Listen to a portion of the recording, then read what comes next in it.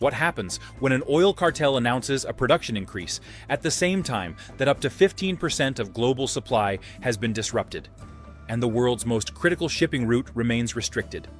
The latest decision by OPEC Plus to raise output quotas by 206,000 barrels per day for May comes as the Strait of Hormuz, a passage responsible for roughly 1/5 of global oil flows, has been effectively blocked since late February.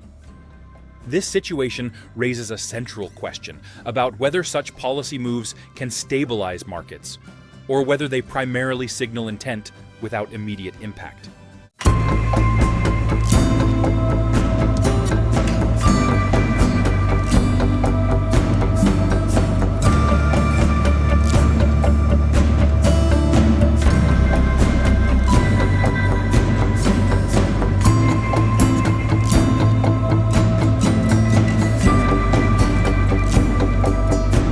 If this situation escalates, the consequences extend far beyond oil markets into the broader global economy. A prolonged disruption in the Strait of Hormuz would continue to constrain exports from major producers such as Saudi Arabia, the United Arab Emirates, Kuwait, and Iraq, limiting the effectiveness of any planned production increases. If the situation stabilizes and the strait reopens, OPEC Plus could translate its quota adjustments into actual supply, potentially easing price pressures. If the disruption persists without escalation, markets may remain volatile, with supply tightness balanced by demand adjustments and strategic reserves. The current dynamics are rooted in the structure and history of OPEC and its expanded alliance, OPEC Plus. Formed to coordinate oil production among major exporting countries, the group has historically adjusted output to influence prices and maintain market stability. Over time, coordination between traditional OPEC members and additional producers such as Russia has expanded the group's influence. However, the effectiveness of these adjustments depends on the ability of member states to physically deliver increased output, which is now constrained by geopolitical developments. At the center of the present situation is the conflict involving Iran, which has directly affected maritime transit through the Strait of Hormuz. Since the end of February, restrictions on the waterway have reduced the flow of oil from several Gulf producers. This has created a disconnect between nominal production targets and actual export capacity. While OPEC Plus members have agreed in a virtual meeting to raise quotas, the physical movement of oil remains dependent on secure shipping routes. Key actors in this scenario include major OPEC Plus producers, such as Saudi Arabia, Russia, Iraq, the UAE, Kuwait, Kazakhstan, Algeria, and Oman. These countries collectively agreed to the May quota increase, framing it as part of an ongoing effort to monitor and stabilize market conditions. At the same time, the United States, under President Donald Trump, has taken a more direct role in the conflict, including signaling potential escalation if shipping through the Strait of Hormuz is not restored. Iran, for its part, has maintained partial restrictions, allowing certain countries, such as Iraq, to continue transit under specific conditions. Recent data highlights the scale of the disruption.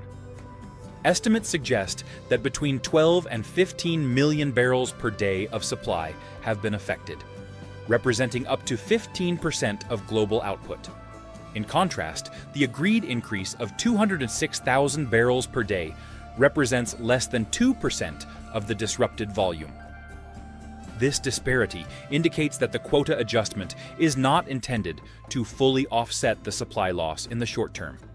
Instead, it appears to signal readiness to increase production once logistical constraints are resolved. Market reactions reflect these underlying tensions. Crude oil prices have risen to approximately $120 per barrel, the highest level in 4 years, increasing costs for transportation fuels and other energy-dependent sectors. Financial institutions have projected that prices could exceed $150 per barrel if disruptions continue into mid-May.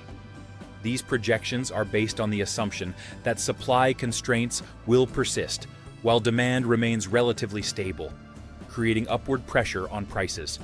At the same time, alternative mechanisms for maintaining supply are being explored. Oman has initiated diplomatic discussions with Iran at the deputy foreign minister level to identify options for ensuring safe passage through the Strait of Hormuz. These efforts highlight the role of regional actors in attempting to manage the situation through negotiation rather than escalation. However, the outcome of such discussions remains uncertain, particularly in the context of ongoing military and political tensions. One possible scenario involves a gradual reopening of the Strait of Hormuz following diplomatic engagement or de-escalation. In this case, OPEC Plus would be able to implement its planned production increases more effectively, potentially stabilizing prices and restoring confidence in supply chains. The current quota adjustment would then be seen as a preparatory measure, signaling the group's capacity to respond quickly once conditions improve. A second scenario involves a continuation or escalation of the disruption.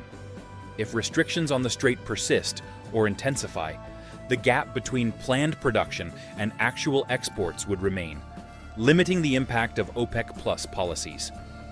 Prices could continue to rise, potentially exceeding the projected $150 per barrel threshold.